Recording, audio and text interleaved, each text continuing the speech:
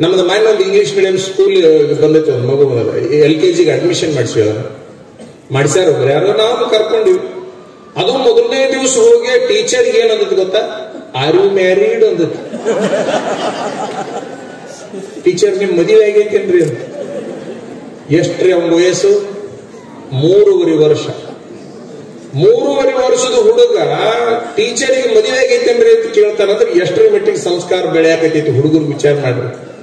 ಹಿಂದಕ್ಕೆ ಮದುವೆ ಆದ 3 ವರ್ಷದ ತನಕ ಹೆಂಡತಿ ಅಂದ್ರೆ ಏನು ಗೊತ್ತಿದ್ದಿಲ್ಲ. ಹಿಂದಿನ ಮಂದಿಗೆ ಮದುವೆ ಆದ್ಮೇಲೆ ಅವ್ಕ ಹೆಂಡತಿ ಅಂದ್ರೆ ಗೊತ್ತಿಲ್ಲ, ಗಂಡ ಅಂದ್ರೆ ಗೊತ್ತಿಲ್ಲ. ಹಂಗಿದ್ದು ಇವು 3.5 ವರ್ಷದ ಏನ್ ಕೇಳಾಕತ್ತೇವ ಅಂದ್ರ ಮದುವೆ ಆಗೈತೇನ್ರಿ ಟೀಚರ್ ಅಂತ ಕೇಳಾಕತ್ತ. ಯಾಕೆ ಗಾಬರಿಯಾಗಿ ದಿಸ್ ಇಸ್ ಟೂ ಮಚ್, ಅತಿ ಆತಿದ್ದು.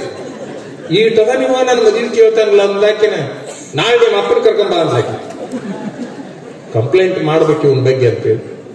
ಆ ಮಗ ಅವಾಗ ಏನಂತ ಗೊತ್ತ, ಆಗ್ಲೇ ಒಂದು ಮದುವೆ ಆಗೈತ್ರಿ ಅನ್ನ.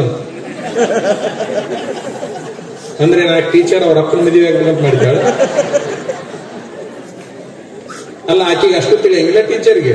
ಅವ ಮದುವೆ ಆಗ್ಲಾರ್ದ ಇವ ಊಟಕ್ಕೆ ಸಾಧ್ಯ ಐತಿ. ನಮ್ಮ ಅಪ್ಪನ ಮದುವೆ ಆಗೈತ್ರಿ ಅಂದಂತೀವ.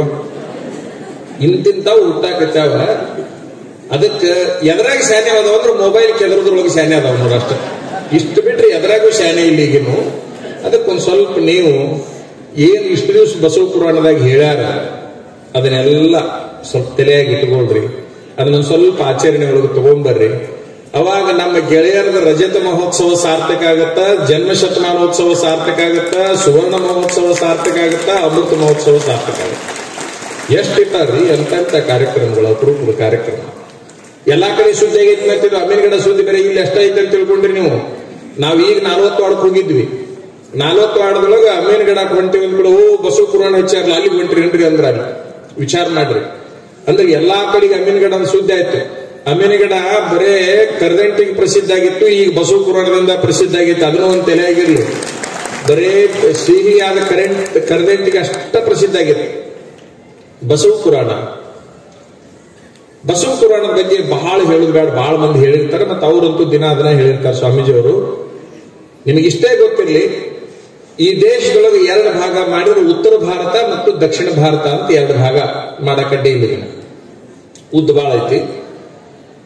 ದಕ್ಷಿಣ ಭಾರತ ಉತ್ತರ ಭಾರತ ಅಂತ 2 ಭಾಗ ಮಾಡಿದಾಗ ಉತ್ತರ ಭಾರತಕ್ಕೆ ಭಕ್ತಿಯನ್ನ ಹೆಚ್ಚು ಮಾಡಬೇಕಾಗಿತ್ತಂದ್ರೆ ಅಲ್ಲೊಂದು ಪುರಾಣ ಹಸ್ತಾರ, ಭಾಗವತ. ಉತ್ತರ ಭಾರತದಾಗ ನೀವು ಎಲ್ಲರ ಹೋಗ್ರಿ ಭಾಗವತ ಪುರಾಣ ಚಾಲು ಇರ್ತಾವ.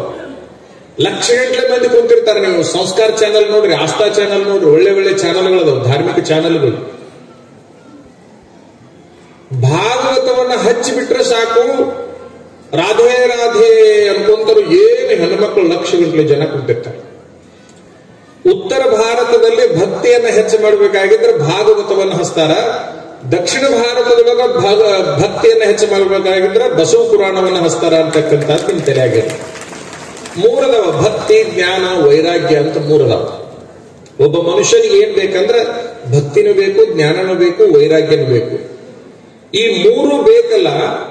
ಭಕ್ತಿ ಬೇಕಾಗಿತ್ತು ಅಂತಂದ್ರೆ ಉತ್ತರದಲ್ಲಿ ಭಾಗವತ, ದಕ್ಷಿಣದಲ್ಲಿ ಬಸವ ಪುರಾಣ. ಅಲ್ಲಿ ಜ್ಞಾನ ಬೇಕಾಗಿತ್ತು ಅಂತಂದ್ರೆ ಉತ್ತರದಲ್ಲಿ ಗೀತಾ ಪ್ರವಚನ ಅಂತ ಪ್ರಾರಂಭ ಮಾಡ್ತಾರೆ, ಭಗವದ್ಗೀತಾ ಪ್ರವಚನ ಅಂತ ಪ್ರಾರಂಭ ಮಾಡ್ತಾರೆ ಉತ್ತರ ಭಾರತದಲ್ಲಿ. ಅದು ದಕ್ಷಿಣ ಭಾರತದೊಳಗ ಜ್ಞಾನ ಬೇಕಾಗಿತ್ತಪ್ಪ ಅಂದ್ರೆ ವಚನ ಸಾಹಿತ್ಯದ ಮೇಲೆ ಪ್ರವಚನವನ್ನ ಮಾಡ್ತಾರೆ. ಎಷ್ಟಾಯ್ತು ಈಗ? ಭಕ್ತಿ, ಜ್ಞಾನ. ಭಕ್ತಿಗೆ 1 ಕಾವ್ಯ, ಜ್ಞಾನಕ್ಕೆ ಮತ್ತೊಂದು ಕಾವ್ಯ. ಯಾವಾಗ ಭಕ್ತಿ ಜ್ಞಾನ ಎರಡೂ ಬಂದು ಆಟೋಮೆಟಿಕ್ ವೈರಾಗ್ಯ ತಾನ ಬಂದ್ಬಿಡ್ತೈತಿ. ವೈರಾಗ್ಯಕ್ಕೆ ಅವಕಾಶನ ಮತ್ತೊಂದು ಬೇರೆ ದಾರಿ ಇಲ್ಲ. ಇವು 2 ಬಂದ್ರೆ ಸಾಕು. ಭಕ್ತಿ ಮತ್ತು ಜ್ಞಾನ ಬಂದ್ರೆ ವೈರಾಗ್ಯ ಬಂದು ಬಿಡ್ತದೆ. ವೈರಾಗ್ಯ ಬಂತು ಅಂತಂದ್ರೆ ನೋವು ದೂರ ಆಗ್ಬೇಕು ಮನುಷ್ಯನಿಗೆ. ನೋವು ಯಾವಾಗ ಅಂತಂದ್ರೆ ಮನುಷ್ಯನಿಗೆ ವೈರಾಗ್ಯ ಬಂದಿಲ್ಲ ಅಂದ್ರೆ ನೋವು ಪ್ರಾರಂಭ ಆಗ್ತದೆ. ಮನುಷ್ಯನಿಗೆ ಒಟ್ಟ ನೋವ ಬರಬಾರ್ದಪ್ಪ ಅಂದ್ರೆ ವೈರಾಗ್ಯ ಬರಬೇಕು. ಎಲ್ಲದರ ಮೇಲೆ ವೈರಾಗ್ಯ ಬಂತಪ್ಪ ಅಂದ್ರೆ ನೋವೇನೈತಿ? ಖುಷಿಯೋ ಖುಷಿ. ವೈರಾಗ್ಯ ಎದ್ರ ಸಲುವಾಗಿ ಬರ್ಬೇಕಪ್ಪ ಅಂದ್ರೆ ಮನಿ ಬಿಟ್ಟು ಹೋಗೋ ಸಲುವಾಗಿ ಅಲ್ಲ. ಮನೆಯೊಳಗೆ ಇದ್ದು ಮನೆಯ ಮೋಹವನ್ನ, ಮಡದಿಯ ಮೋಹವನ್ನ, ಸಂಸಾರದ ಮೋಹವನ್ನ ತಲೆಯೊಳಗೆ ಇಟ್ಕೊಳ್ಳಾರ್ದಂಗೆ ಬದುಕುದು ಏನೈತಲ್ಲ, ಅದು ನಿಜವಾದ ವೈರಾಗ್ಯ, ಸುಖವನ್ನ ಕೊಡಲಿಕ್ಕಾಗಿರ್ತಕ್ಕಂಥದ್ದು. ಅಂತದನ್ನ ನಾವು ರೂಢಿ ಮಾಡ್ಕೋಬೇಕು. ಬಸವ ಪುರಾಣ 63 ಅಧ್ಯಾಯಗಳನ್ನು ಒಳಗೊಂಡಿದ್ದು. ಆದ್ರೆ ನಿಮ್ ತಲೆಯಾಗಿರ್ಲಿ, ಅದ್ರೊಳಗ ನಮ್ಮ ದೇಶದೊಳಗೆ ದಕ್ಷಿಣ ಭಾಗದೊಳಗೆ 2 ಭಾಗ ಮಾಡ್ತಾರೆ. 63 ಪುರಾತನರು, 63 ಪ್ರಮುಖರು ಅಂತ ಹೇಳಿ. 63 63 ಜನ ಪುರಾತನರು ಎಲ್ಲಿ ಆಗಿದ್ದಾರೆ ಅಂತಂದ್ರೆ ತಮಿಳುನಾಡಿನಲ್ಲಿ ಆಗಿ ಹೋಗಿದ್ದಾರೆ. ತಮಿಳುನಾಡಿನವರು 63 ಜನ ಪುರಾತನರು. ಕರ್ನಾಟಕದವರು 63 ಜನ ಪ್ರಮತರು. ಪ್ರಮತರು ಯಾರು ಅಂತಂದ್ರ ಬಸವಣ್ಣನ ಕಾಲಕ್ಕೆ ಏನಿದ್ರಲ್ಲ ಇವರೆಲ್ಲ 63 ಜನ ಪ್ರಮತರು.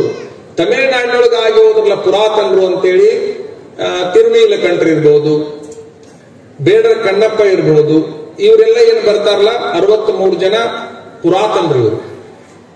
ಅವರು 63 ಜನ, ಇವರು 63 ಜನ. ಯಾಕೆ ಅವ್ರು 63 ಇವ್ರು 63 ಬಂದ್ರು ಅಂತಂದ್ರ ಈ ಸಮಾಜ 36 ಆಗಿತ್ತು, ಅದನ್ನು ಒಂದು ಮಾಡುವ ಸಲುವಾಗಿ 63 ಆಗಿ ಬಂದ್ರು ಅಂತಕ್ಕಂಥದ್ದನ್ನ ನಾವು ಅರ್ಥ ಮಾಡ್ಕೊಳ್ಬೇಕು.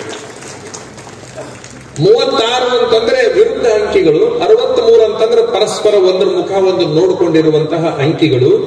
ಇವ್ರು ಏನ್ ಮಾಡಿದ್ರು ಪುರಾತನರು 63 ಜನ, ಪ್ರಮಥರು 63 ಜನ ಅಂದ್ರೆ ಇವರು ಎಲ್ಲ ಸಮಾಜವನ್ನು ಒಂದು ಮಾಡಲಿಕ್ಕೆ ಬಂದಿರತಕ್ಕಂಥವ್ರು. ಹಾಗಾಗಿ ಇವರು 63 ಜನ ಅಂತಕ್ಕಂಥದ್ದನ್ನ ತಾವು ಗಮನಿಸಬೇಕು ಅನ್ನುವಂತಹ ಮಾತನ್ನ ಈ ಸಂದರ್ಭದಲ್ಲಿ ಹೇಳಿಕೊಂಡು, ಸಮಯ ಬಹಳ ಆಗಿದೆ.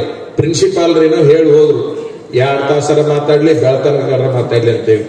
ಯಾವನು ಒಬ್ಬ ಹಿಂಗ ಟೈಮ್ ಕೊಟ್ಟನಂತ ಒಬ್ರಿಗೆ, ಇವ್ರು ಹೆಂಗ್ ಕೊಟ್ರಲ್ಲ ಎಷ್ಟರ ಮಾತಾಡ್ರಿ ಅಂತೇಳಿ. ಕೊಡ ಒಂದ್ 8 ಗಂಟೆ ಹೋಗೈತಿ, ಕೊಟ್ಟು ಹೋಗ್ತಾನಂತೇಳಿ ತಿಳ್ಕೊಂಡು ಆ ಭಾಷಣ ಮಾಡೋ ಮುಂದೆ ಕುಂತವ್ರನ್ನ ಕೇಳಿದ್ರಂತ. ಮತ್ತ ಅವ್ರಂತೂ ಎಷ್ಟರ ಮಾತಾಡ್ರಿ ಅಂದಾರ, ನಿಮ್ಮ ಅಭಿಪ್ರಾಯ ಏನು ಅಂತ ಕೇಳಿದ್ರೆ ಎಷ್ಟರ ಮಾತಾಡ್ರಿ, ನಾವು ಮಾತ್ರ 10 ನಿಮಿಷ ಕುಂದಿರ್ತೀವಿ ಅಂದ್ರಂತ ಅವ್ರು. ಅಂದ್ರ ಅವ್ರ ಟೈಮ್ ಕೊಟ್ಟೋಗೋದಕ್ಕೂ ನೀವು ಟೈಮ್ ಕೊಡೋದಕ್ಕೂ ವ್ಯತ್ಯಾಸ ಐತಿ. ಅವ್ರು ಹೇಳಿದಷ್ಟೇನು ನಾವು ಮಾತಾಡುದಿಲ್ಲ. ನಾವು ಕೂಡ ಲಿಂಗೈಕ್ಯ ಪ್ರಭುರಾಜೇಂದ್ರ ಮಹಾಸ್ವಾಮಿಗಳು ಜೀವಂತಿದ್ದಾಗ ಈ ಮಠಕ್ಕೆ ಬಂದವ್ರೆ. ನಾನೊಬ್ಬ ಸಣ್ಣ ಹುಡುಗ, ಮರಿಯಾಗಿದ್ದೆ, ಸಣ್ಣ ಹುಡುಗ. ಎಷ್ಟು ಪ್ರೇಮದಿಂದ 2 ದಿವಸ ಉಟ್ಕೊಂಡು ಈ ಮಠದಾಗ ಇಟ್ಕೊಂಡು ಊಟ ಮಾಡಿಸಿದ್ರಂದ್ರ ಈ ಜನ್ಮ ಇರು ತನಕ ಅದನ್ನು ಮರೀಲಿಕ್ಕೆ ಸಾಧ್ಯವೇ ಇಲ್ಲ. ಅಷ್ಟು ಪ್ರೇಮದಿಂದ ಊಟ ಮಾಡಿಸಿದ್ರು. ಮೊದಲನೇ ಪರಿಚಯದಲ್ಲಿ 2 ದಿವಸ ಇಟ್ಟುಕೊಂಡು ಉಣಿಸಿ ಹೋಗುವಾಗ 50 ರೂಪಾಯಿ ಕೊಟ್ಟರು. ನಾ 50 ರೂಪಾಯಿ ನೋಡಿದ್ದೇ ಇಲ್ಲ. ನಿಮ್ ತಲೆಯಾಗಿರ್ಲಿ, 50 ರೂಪಾಯಿ ಕೊಟ್ಟರು. ನನಗೂ ಮುರುಘಾಮಠ ಸ್ವಾಮೀಜಿ ಅವ್ರು ಹೇಳಿದ್ರಲ್ಲ ಹೋಗುವಾಗ ರೊಕ್ಕ ಕೊಡ್ತಿದ್ರು ಅಂತ. 50 ರೂಪಾಯಿ ಕೊಟ್ಟರು, ಅದನ್ನ ಎಂದೂ ಮರೆಯಕ್ಕೆ ಸಾಧ್ಯ ಇಲ್ಲ. 2 ದಿವಸ ನಾನು ಇಲ್ಲಿ ಇದ್ದಾಗ ಅವರು ಗಿಳಿ ಜೋಡಿ ಮಾತಾಡ್ತಿದ್ರು, ಪಾರಿವಾಳ ಜೋಡಿ ಮಾತಾಡ್ತಿದ್ರು, ಒಬ್ಬರ ಹೋಗಿ ಅವ್ರು ಕೂಡ ಮಾತಾಡ್ತಿದ್ರು. ಜನರಿಂದ ದೂರ ಇದ್ರು, ಆ ಮುಗ್ಧ ಪ್ರಾಣಿಗಳಿಂದ ಬಹಳ ಹತ್ತಿರವಾಗಿದ್ರು. ನಾವು ಬಸವಾದಿ ಶರಣರ ಚರಿತ್ರೆಗಳನ್ನು ಓದುವಾಗ ಅಕ್ಕ ಮಹಾದೇವಿ ಚರಿತ್ರೆಯನ್ನು ಬಹಳಷ್ಟು ಪ್ರಧಾನವಾಗಿ ಬರ್ತೈತಿ. ಅಕ್ಕ ಮಹಾದೇವಿ ಸದಾ ಕಾಲ ಪ್ರಾಣಿ ಪಕ್ಷಿಗಳ ಜೊತೆ ಇರ್ಬೇಕಂತ ಬಯಸಿದವಳು. ಚಿಲಿಮಿಲಿ ಎಂದು ಓದುವ ಗಿಳಿಗಳಿರ ನೀವು ಕಾಣಿರೆ ವಚನದ ತುಂಬಾ ಪ್ರಾಣಿಗಳು ಪಕ್ಷಿಗಳು ಬರ್ತಾವ. ಅಕ್ಕ ಮಹಾದೇವಿ ಫೋಟೋ ನೋಡ್ರಿ, ಅಲ್ಲೆಲ್ಲ ಪ್ರಾಣಿ ಪಕ್ಷಿಗಳು, ಸಭ್ಯ ಪ್ರಾಣಿಗಳು ಆಕಿನ ಮೊದಲು ಮಲಗ್ಯಾವ. ಇದನ್ನೆಲ್ಲ ನೀವು ನೋಡಿದ್ರೆ ಗೊತ್ತಾಗ್ತೈತಿ. ಆದ್ರೆ ಮಹಾಶಿವಶರಣೆ ಅಕ್ಕ ಮಹಾದೇವಿ ಪ್ರಾಣಿ ಪಕ್ಷಿಗಳು, ಸಭ್ಯ ಪ್ರಾಣಿ ಪಕ್ಷಿಗಳ ಜೋಡಿ ಬದುಕಿದ್ಲು ಅಂತ ಓದಿದ್ವಿ. ಅದನ್ನ ಎಲ್ಲಾದ್ರೂ ಕಂಡಿದ್ರೆ ಪ್ರಭುರಾಜೇಂದ್ರ ಮಹಾಸ್ವಾಮಿಗಳ ಕಾಲಕ್ಕೆ ಅವ್ರು ಅದ್ರ ಜೋಡಿ ಬದುಕ್ತಾ ಇರೋದನ್ನ ನಾವು ಕಂಡ್ವಿ. ಅವು ಏನ್ ಮಾತಾಡ್ತಿದ್ವಿ, ಇವ್ರು ಹಿಂಗ್ ಮಾತಾಡಕ್ ಹೋಗ್ಬಿಡ್ಲಿ, ಅವು ಚೂ ಮಾಡ್ತಿದ್ವಿ. ಇವ್ರನ್ನ ಕಂಡು ಕೂಡ್ಲಿ ನಾವು ಹೋದ್ರು ಮಾರಿ ಹೊಳಿಸ್ಕೊಂಡು ನಿಲ್ತಿದ್ವು. ಮೊದಲನೇ ಸರಿ ಹೋದವ್ರು ಅವು ನಾವು ಹೋದ್ ಕೂಡಲೇ ಮಾರಿ ಹೊಳಿಸ್ಕೊಂಡು ಹಾರಿ ಹೋಗ್ತಿದ್ವು. ಇವ್ರು ಬಂದ್ರು ಕೂಡ್ಲೇನೆ ಏನೇನೋ ಒಟ್ಟು ಇವರು ಏನೋ ಮಾತಾಡ್ತಿದ್ರು, ಅವು ಏನೋ ಮಾತಾಡ್ತಿದ್ವು. ವಿಚಿತ್ರ ಲೋಕ. ಒಬ್ಬ ನಿಜವಾದ ಸನ್ಯಾಸಿ ಈ ದೇಶದ ಇತಿಹಾಸದಲ್ಲಿ ಋಷಿಮುನಿಗಳ ಕಾಲದಿಂದ ಇಲ್ಲಿಯವರೆಗೆ ಮುಕ್ತ ಪ್ರಾಣಿ ಮತ್ತು ಸಭ್ಯ ಪ್ರಾಣಿಗಳ ಜೋಡಿ ಬದುಕುವಂತ ರೂಢಿಯನ್ನ ಸನ್ಯಾಸಿಗಳು, ಯೋಗಿಗಳು ಇಟ್ಟುಕೊಂಡಿರ್ತಾರ. ಆ ಪರಂಪರೆಯಲ್ಲಿ ಪ್ರಭುರಾಜೇಂದ್ರ ಮಹಾಸ್ವಾಮಿಗಳವರು ಬಂದಿದ್ರು ಅಂತಕ್ಕಂಥದ್ದನ್ನ ನಾವು ಅರ್ಥ ಮಾಡ್ಕೊಳ್ಬೇಕಾಗತ್ತೆ. ಮತ್ತ ಅವ್ರು ಎಷ್ಟು ಶಿಸ್ತು ಅಂದ್ರೆ ಅದ್ಭುತ ಶಿಸ್ತು. ಆ ಸ್ವಚ್ಛತೆ ಅಂದ್ರೆ ಆ ಸ್ವಚ್ಛತೆ, ಆ ಶಿಸ್ತು ಅಂದ್ರೆ ಆ ಶಿಸ್ತು, ಆ ಸೌಮ್ಯತೆ ಅಂತಂದ್ರೆ ಆ ಸೌಮ್ಯತೆ. ಇದನ್ನೆಲ್ಲ ನೋಡಿ ಹಾಲ್ಕೇರಿ ಮಠ ಬಿಟ್ಟು ಬಂದ್ರು. ಬಿಟ್ಟು ಯಾಕೆ ಬಂದ್ರು ಅಂತಂದ್ರ ಎದಕ್ ಬೇಕು ಈ ಲೋಕದ ವ್ಯವಹಾರ, ಗೋಡಿವಿ, ಇದನ್ನೆಲ್ಲ ಸಮಸ್ಯೆಗಳು ಅಂತ ಹೇಳಿ ಬಿಟ್ಟು ಬಂದ್ರು ಅವ್ರು. ಆದ್ರೆ ನಿಮ್ ತಲೆಯಾಗಿರ್ಲಿ, ಸ್ವಾಮಿಗಳು ಬಿಟ್ಟು ಹೋಗಿದ್ದ ಆದರ್ಶ ಆಗಬಾರದು. ಯಾವ ಸ್ವಾಮಿನೂ ಬಿಟ್ಟು ಹೋಗಲಾರ್ದಂಗೆ ನೋಡ್ಕೊಳ್ಳೋದು ಆ ಊರಿನ ಆದರ್ಶ ಆಗ್ಬೇಕೇ ಹೊರತಾಗಿ ಒಬ್ಬ ಸ್ವಾಮಿ ಬಿಟ್ಟು ಹೋಗ್ತಾನಂತಂದ್ರೆ ಅದು ಆದರ್ಶ ಅಲ್ಲ. ಆ ಊರು ಏನ್ ಮಾಡ್ಬೇಕಪ್ಪ ಅಂದ್ರೆ ಸ್ವಾಮಿಗಳನ್ನ ಬಿಟ್ಟು ಹೋಗ್ಲಾರ್ದಂಗೆ ನೋಡ್ಕೋಬೇಕು. ಆಗಿನ ಮಂದಿ ಅಂತೂ ಇವೆಲ್ಲ ಮೆತ್ತಗ ಇದ್ರು, ಹಂಗಾಗಿ ಪಾಪ ಎದಕ್ ಬೇಕಪ್ಪ ಅಂತ ಬಿಟ್ಟು ಹೋಗಿದ್ರು. ಈಗ ನಾವು ಗಟ್ಟಿಯಾಗಿ ಬಿಟ್ಟಿವಿ. ನಿಮ್ ಮನೆ ಬರ ನಮ್ಗೆ ಗೊತ್ತಾಗೈತಿ. ನಿಮ್ ಮನೆ ಬರ ನಮಗ್ ಗೊತ್ತಾಗಿ ಬಾ ಯಾವ ಬರ್ತೀರಿ ಬರಲ್ಲ ಮಕ್ಕಳನ್ನ ಕತ್ತೀವಿ ನಾವು. ಯಾಕಂತಂದ್ರೆ ವಿಚಿತ್ರ ಅನ್ಸಾಕತೈತಿ. ನಿಮಗ ಒಂದ್ ಮಾತು ಕೇಳ್ತೀನಿ, ಹಂಗ ಸ್ವಲ್ಪ ಮಠ ದುಂಡಗಾತ ಅನ್ಕೊಳ್ಳಿ ಕಮಿಟಿ ಮಾಡ್ಬೇಕಂತ ಒಂದು ಗುಂಪು ಚಲೋ ಆಕೈತಿ ಊರಾಗ. ಹಂಗ ಎಲ್ಲ ಈ ಊರಾಗಲ್ಲ ನಾ ಹೇಳುದು, ಒಂದ್ ಹಂಗ ಚಲೋ ಆಕೈತಿ. ಯಾವಾಗಿದು ದುಂಡಗಿದ್ದಾಗ ಕಮಿಟಿ ಮಾಡೋರಿಗೆ ನಾ ಪ್ರಶ್ನೆ ಕೇಳ್ತೀನಿ, ತಿನ್ನಾಕ ಗತಿ ಇಲ್ಲದ ಸ್ವಾಮಿಗಳದಾರಲ್ಲ, ಅಲ್ಲಿ ಹೋಗಿ ಕಮಿಟಿ ಮಾಡಿ ಆ ಮಠ ಉದ್ಧಾರ ಮಾಡ್ಬೇಕು, ಆ ಮಠ ಉದ್ಧಾರ ಮಾಡ್ಬೇಕು, ಮಾಡಂಗಿಲ್ಲ. ಮಾನ್ಯ ಮಠದಾಗ ಕಮಿಟಿ ಮಾಡ್ಬೇಕಂತ ಬಂದಿದ್ರು ಜನ. ಆ ಸ್ವಾಮಿಗಳು ಪಾಪ ಮುಗ್ದ್ರವ್ರು ಹಿಂಗ್ ಮಾಡ್ಬೇಕಂತ ಬಂದಾರ ಅಂತ ಅಂದ್ಕೊಳ್ಳಿ ನಾನು ಅಲ್ಲಿ ಹೋದೆ. ಅವ್ರನ್ನೆಲ್ಲ ಕೇಳಿದೆ, ಏನಪ್ಪ ಏನ್ ಸಮಾಚಾರ? ಮಠಕ್ಕೆ ಒಂದು ಕಮಿಟಿ ಮಾಡ್ಕೊಂಡ್ ಮಾಡಿವ್ರಿ. ಬರೋದು ಒಳ್ಳೇದಾಯ್ತು. ಒಂದ್ ಕೆಲಸ ಮಾಡ್ರಿ, ಕಮಿಟಿ ಮಾಡ್ಬೇಕಾ 100ಕ್ಕೆ 100 ಮಾಡ್ರಿ. ಆದ್ರೆ ನನ್ನೊಂದು ಕಂಡೀಷನ್ ಏನಪ್ಪ ಅಂದ್ರೆ ನೀವು ಕಾವಿ ಹಾಕೊಂಡ್ ಮಠದಾಗ ಇರ್ಬೇಕು. ಕಮಿಟಿ ಮಾಡಕ್ ಬೇಡ, ನೀವು ಕಾವಿ ಹಾಕೊಂಡ್ ಮಠದಾಗ ಇರ್ಬೇಕು. ಒಬ್ರು ದಾಸೋಹ ಜವಾಬ್ದಾರಿ ತೋರಿ, ಒಬ್ರು ಹೊಲದ ಜವಾಬ್ದಾರಿ ತೋರಿ, ಒಬ್ರು ಮಠದ ಜವಾಬ್ದಾರಿ ತೋರಿ, ಅಡಿಗೆ ಮಾಡೋ ಜವಾಬ್ದಾರಿ ತೋರಿ, ಒಬ್ರು ಪೂಜಾ ಜವಾಬ್ದಾರಿ ತೋರಿ ಏನಾಗಬೇಕಾಗೈತಿ? ಅದೇನ್ ಮನೆ ಬಿಟ್ಟು ಬರಾಕೈತ್ರಿ ಇಲ್ಲ. ನಾನು ಅವ್ರಿಗೆ ಹೇಳಿದೆ, ಸನ್ಯಾಸಿಗಳು ನಿಮ್ ಮನ್ಯಾಗ ಬಂದು ಹಿರೇತನ ಮಾಡಿದ್ರೆ ಹೆಂಗ್ ಚಂದ ಕಾಣುದಿಲ್ಲಲ್ಲ, ಹಂಗ ನೀವು ಸಂಸಾರಿಗಳು ಮಠದಾಗ ಬಂದು ಇಲ್ಲದ ಹಿರೇತನ ಮಾಡಿದ್ರೆ ಮಠದಾಗೂ ಚಂದ ಕಾಣುದಿಲ್ಲಪ್ಪ. ಸಂಸಾರಿಗಳ ಮನೆಯೊಳಗೆ ಸನ್ಯಾಸಿಗಳು ಹಿರೇತನ ಮಾಡಬಾರ್ದು. ಏನಂದ ನಾನು? ಸಂಸಾರಿಗಳ ಮನೆಯೊಳಗೆ ಯಾರು ಹಿರೇತನ ಮಾಡಬಾರ್ದು? ನಡೀತೈತನ ಮಾಡಿದ್ರೆ ನಡೆಯಂಗಿಲ್ಲ, ಚಂದ ಕಾಣಂಗಿಲ್ಲ. ಹೆಂಗ ಸಂಸಾರಿಗಳ ಮನೆಯೊಳಗೆ ಸನ್ಯಾಸಿಗಳು ಹಿರೇತನ ಮಾಡಬಾರ್ದು, ಹಂಗ ಸನ್ಯಾಸಿಗಳ ಮಠದಾಗ ಸಂಸಾರಿಗಳು ಕೂಡ ಹಿರೇತನ ಮಾಡಿದ್ರೆ ಚಂದ ಕಾಣುದಿಲ್ಲ. ಸ್ವಾಮಿಗಳು ಹೋಗಿ ಸಂಸಾರಿಗಳ ಮನೆಯೊಳಗೆ ಆಶೀರ್ವಾದ ಮಾಡಿ ಬರಬೇಕು, ಸಂಸಾರಿಗಳ ಮಠಕ್ಕೆ ಬಂದು ಸೇವಾ ಮಾಡಿ ಹೋಗ್ಬೇಕು. ಎರಡೂ ಆದರ್ಶ ಆಗಿ ಹೋಗ್ತೈತಿ ಅಂತಕ್ಕಂಥದ್ದನ್ನ ನಾವೆಲ್ಲ